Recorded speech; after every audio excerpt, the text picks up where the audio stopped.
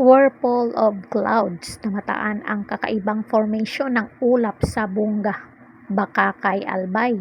Ilang oras bago ang inaasahang pag-uulang dala ng Super Typhoon Pipito.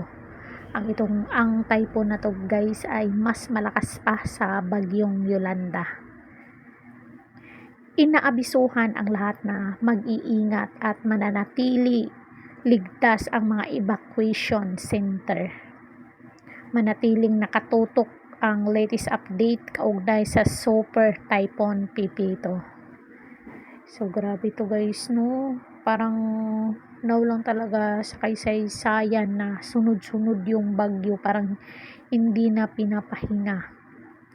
So magbasa tayo ng mga comment dito guys. Stay safe everyone, keep safe, keep safety everyone.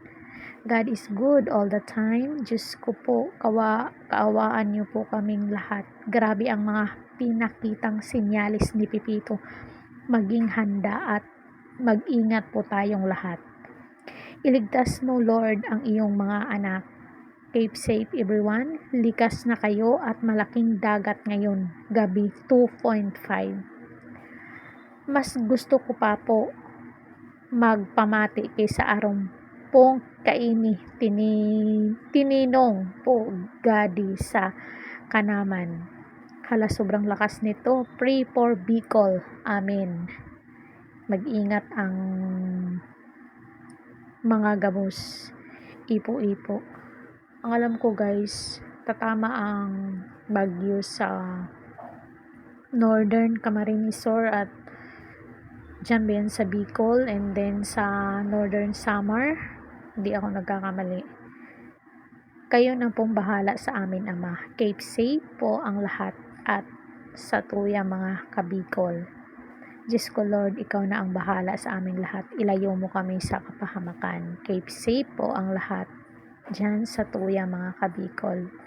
Diyos ko Lord, ikaw na po ang bahala sa aming lahat. Ilayo mo kami sa kapahamakan. Amen, amen. Mag-ingat po tayong lahat at ganun po talaga.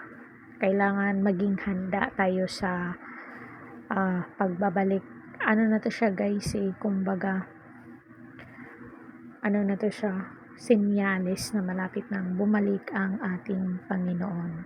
So yun lang guys, sana nagustuhan nyo ang ating update for today kasi trending to guys at latest at dapat magiging handa tayo sa mga typhoon na ganito at kailangan maging alerto tayo, makinig ng balita.